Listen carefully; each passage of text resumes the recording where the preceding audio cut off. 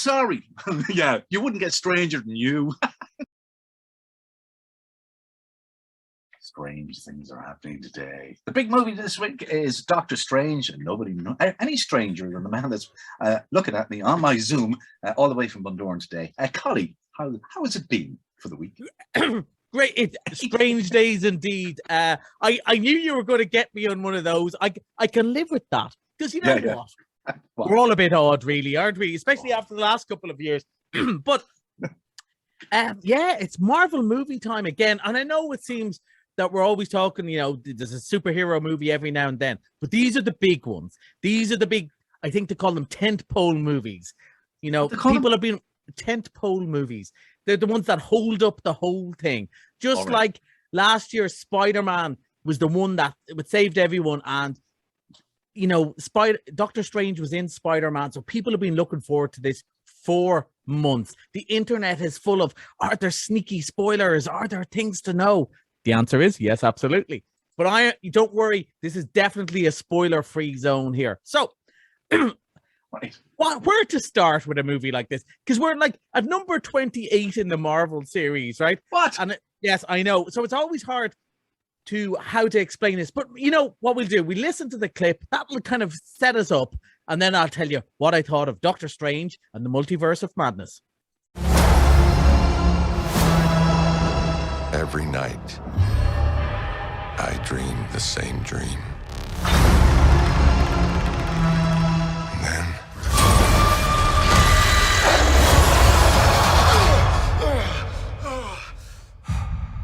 the nightmare begins.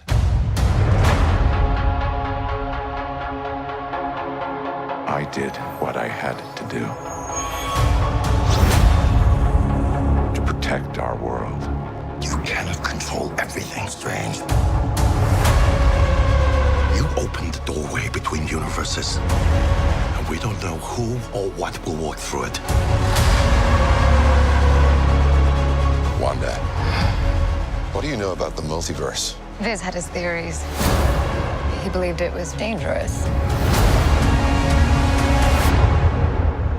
He was right.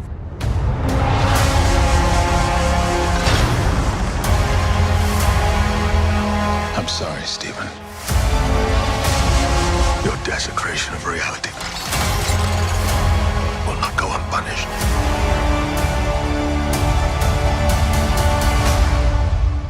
We should tell him the truth.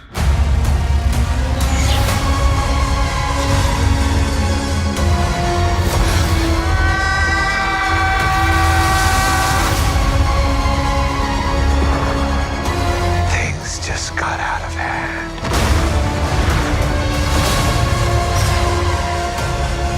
You break the rules. Look out! Become a hero. I do it, I become the enemy.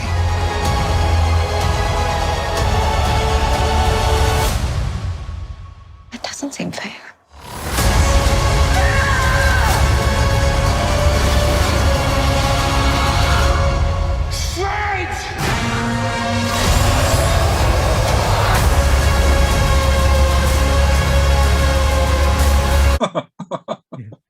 Yeah, you look bemused by that, and I can see why. So now, one of the perks of my job is I get to see these early, and Disney are always great because they're very concerned that the cinema or that the picture looks right on the screen, that all the timing for the lights is right. So they always send it nice and early so you can practice it, and more importantly, so I can watch it early.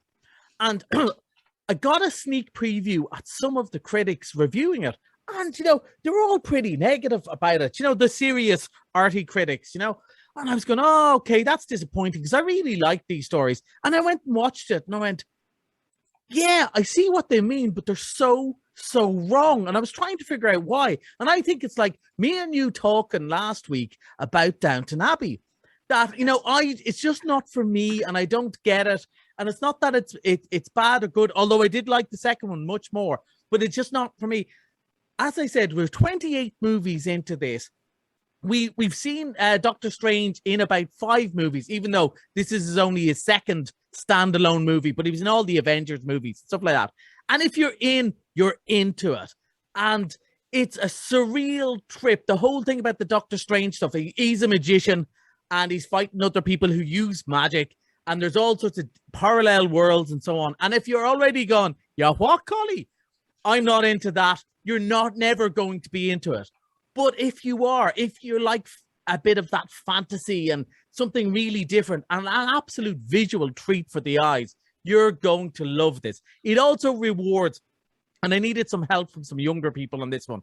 Those who've watched the Marvel TV shows and so on, there's all these little cameos from other characters, and you go, oh, look, it's your man. Oh, look at this guy.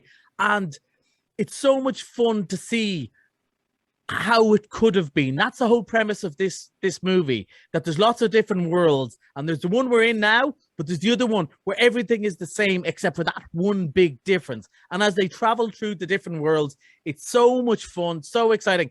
And I'm really being careful here because there's a couple of real jaw-dropping twists if you're into this, and you're going to love it. Now, I often tease you about not liking these movies, and that I can persuade you for some of them. And I really think, while this is absolutely brilliant, this is not the one for you because we're so far into it. But also, it's directed by a guy called Sam Raimi. And I'm going to get a bit film nerdy here, Shamey. So you bear with me for a second. Who actually made the original Spider-Mans with Tobey Maguire. But that was good. He was good. And he brings that sort of sense to it. But even more so, he was a horror movie director. He made the Evil Dead movies. While this is very much a 12s movie, and unlike some 12s movie, there's no swearing in it at all, I think. But it is a horror movie for kids. And it also is a cheesy horror movie for kids. There's lots of really corny jokes about the horror and stuff like that. And really slapstick moments. And I could see if you're a big snooty, well, I didn't like that performance there. I didn't think he brought out the panache of the character. That it mightn't be for you. Actually, I don't even mean snooty because I love snooty movies too. But if it's not your thing, you mightn't like it. But I love the cheesiness of it, Jamie. I love the corniness of it. And I loved that it was a bit scary, which would bring kids. Because here's the thing. Kids like scary movies. It's just that there's not enough appropriately scary movies. And they end up watching things for teenagers that they shouldn't watch. But let's face it, everyone's favorite books as kids were scary ones. That's why Goosebumps and that sort of thing are so good. And this is great for it. Okay, there might be the odd mum and dad who haven't seen all these movies might go, are they turning into paint? Yes, the answer is yes, absolutely. They've turned into paint. But for everyone else, they're going to absolutely love it. It is sheer entertainment. And what more can we ask for these days than sheer value for money entertainment? Blew my mind. It's brilliant. Maybe for the fans, but even still, there's an awful lot of fans out there, Shamey. It's great fun. I loved it. Could he get any more excited about a movie? I could if they brought the Princess Bride into it. Wait till you see me go off the rage. But no, it was just, I didn't go up to 11, but 9.5. Okay. All right, that's Doctor Strange in the Multiverse of Madness. Quite a long title for a movie, especially if you're trying to type it. Anyway, when does that start? So that starts today. Actually, usually it's a Friday, but it starts today. It's showing now. There's people about to come out of the cinema now going, oh, wow. And stay on. If you're going today or tomorrow and you like this sort of thing, don't click on the hashtags for Doctor Strange because there are some spoilers that are really good fun. And it's much more fun if you don't know about it. Try and go and see it early because you'll enjoy it that bit more. Okay. Mr. Monday is Belfast is back in for the one night.